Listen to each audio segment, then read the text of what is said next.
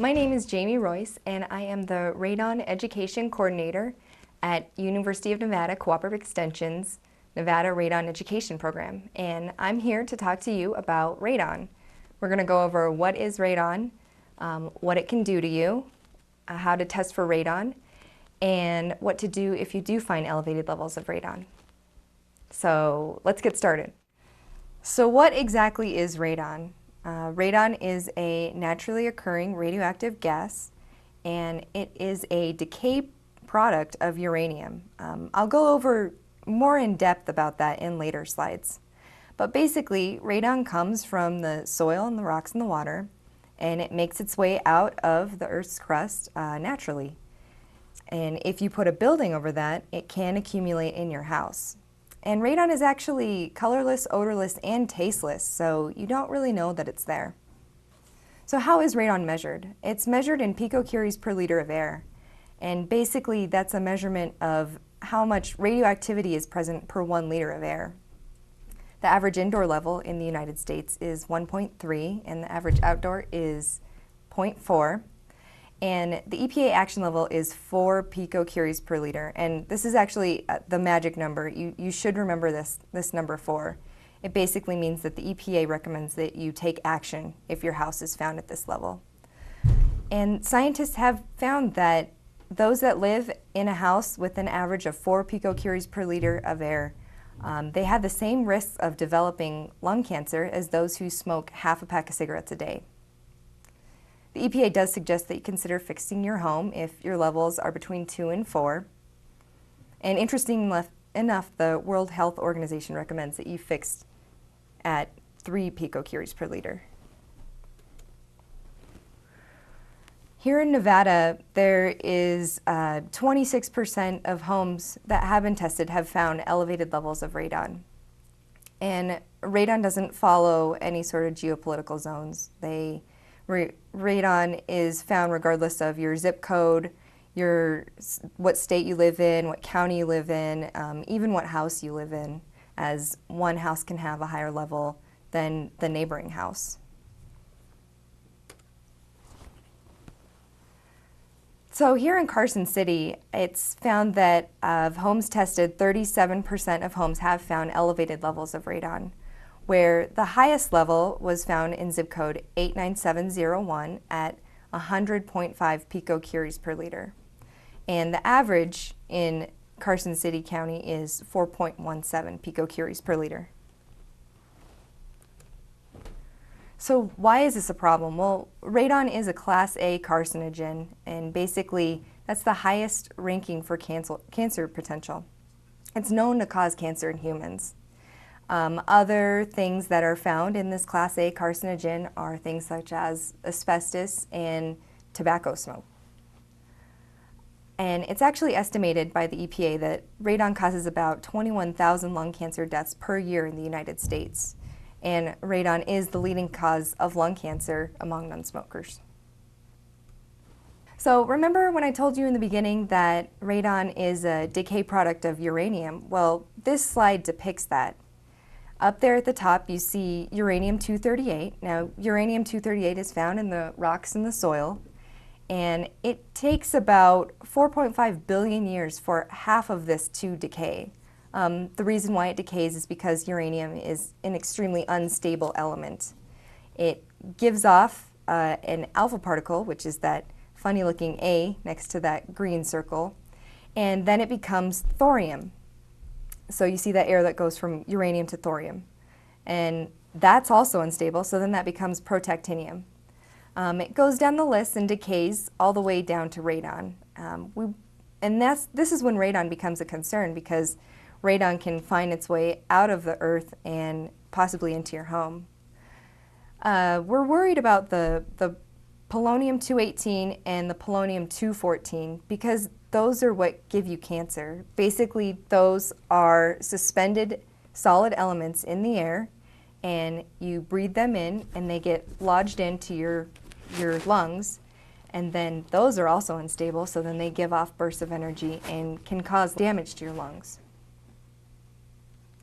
This example right here just shows how those alpha particles are breathed into your lungs and they get stuck to your lungs. The alpha particle can do two things. It can A, kill a cell in your lungs, or B, it can damage your DNA.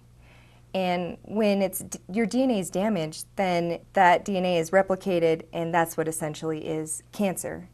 So basically, radon can cause lung cancer.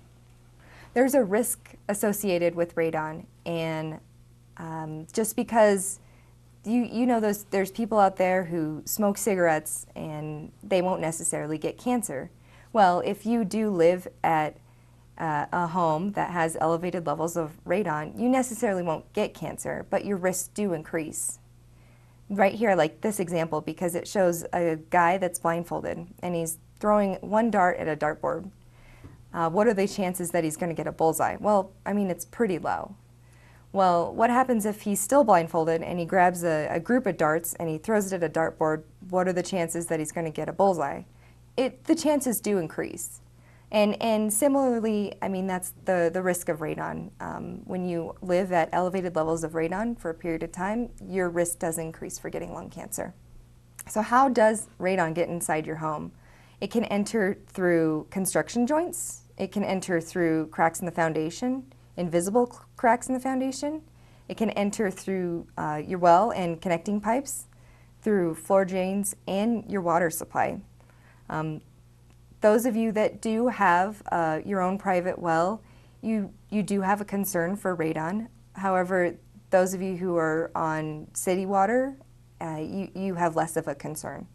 It typically just adds 1% of the radon problem to your house, whereas the soil gas, the radon from soil gas, or from the soil and from rocks, adds about 95% of that problem.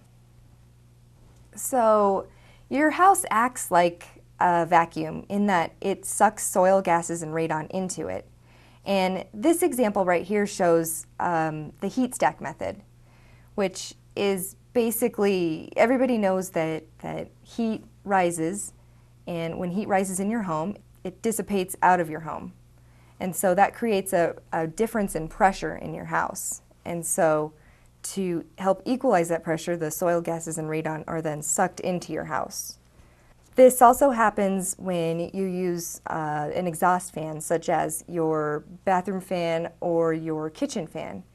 When you turn on that fan, it takes all the air out of that building in your house, or part of your house, and then it creates a pressure difference, and your house sucks soil gases and radon into it. So how do you test for radon? From December through the end of February, our program is offering free test kits to Nevada residents, and we're giving out free short-term test kits. Those basically take about 3 days. If you have a problem and you want to know the average of your test kit, or of your radon, then you would use a long-term test kit, and with that you would just use it for 3 months to a year. If you are involved in a real estate transaction, you could use the continuous monitor, which basically monitors your radon levels for 24 hours a day, and you get the results in 2 days.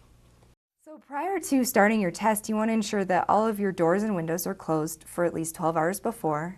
We recommend that people test during the winter because typically people do not leave their windows open during the winter. Normal exit and entry of the house is perfectly fine. If you have a heater that takes air from the outside and heats it up and disperses that in your house, we ask that you turn that off. And if you do happen to have a mitigation system in place in your house, then we ask that you keep that on. So where should you test in your house? You should test in the lowest lived-in area of your house.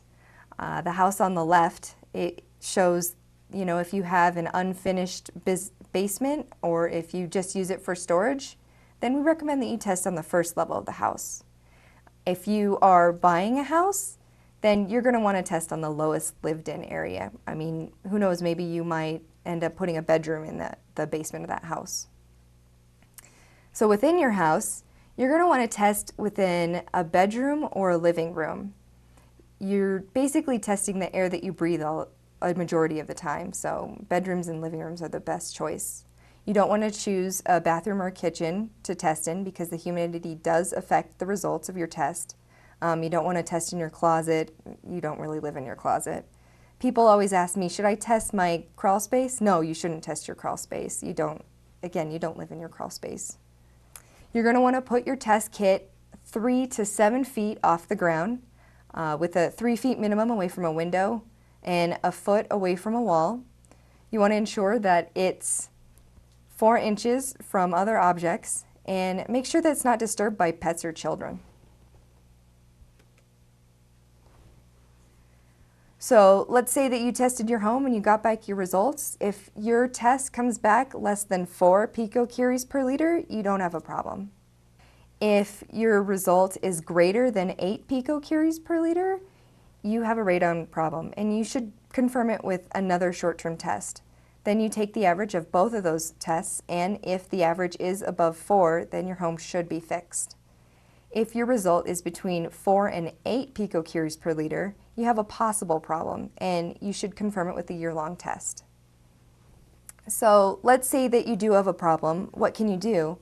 Well, you can get your house mitigated, which means that basically you're getting a special construction worker to put up a piping system to your house to exhaust all of the radon out from underneath. This is an example of a mitigation system where basically the certified mitigator, who is a licensed contractor, drills in a 3 to 4 inch in diameter hole into your foundation and then digs out the gravel and the soil beneath and then hooks it up to a piping system.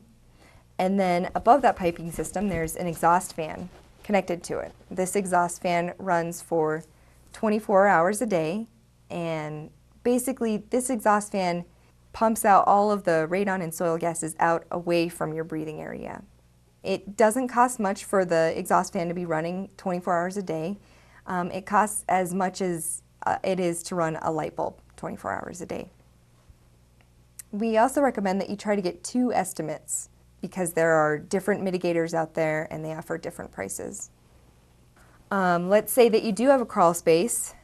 The mitigators basically take a polyethylene sheeting and they put it down in your crawl space. And then they adhere the sheeting to the foundation using a polyurethane caulking. Basically, it makes a membrane underneath your crawl space. Underneath that sheeting, they put a perforated pipe, and just like the other mitigation system that we saw, you hook that pipe up to a fan, and then you vent all the soil gases and radon out from underneath your house. So what are the costs for mitigating? The costs are for slab foundations, it averages about to be $1,500. And for crawl space mitigation, the average is about $3,000. There's also the new home construction system where you basically build your home and you put in a piping system and you make sure that you have electricity for a fan if you do end up needing a fan. A fan is not put up in there. And basically through that heat stack method, the radon is sucked out passively through that piping system.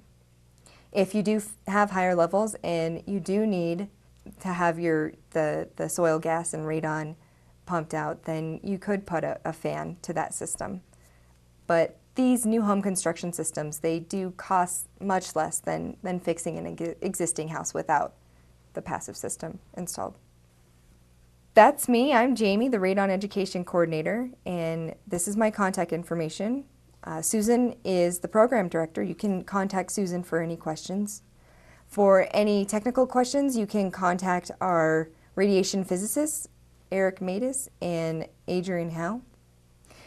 And if you would like a test kit, you can visit one of our Cooperative Extension offices. We have one in Carson at 2621 North Gate Lane, Suite 15.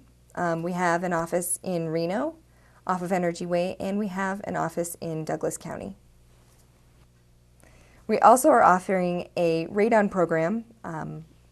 Susan and I will be here to go over radon and hand out test kits on February 12th at 6:30 at the Carson City Sheriff's Office at 911 East Musser Street.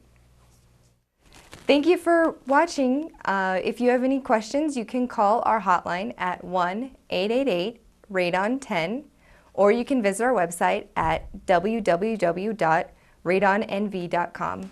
Thank you.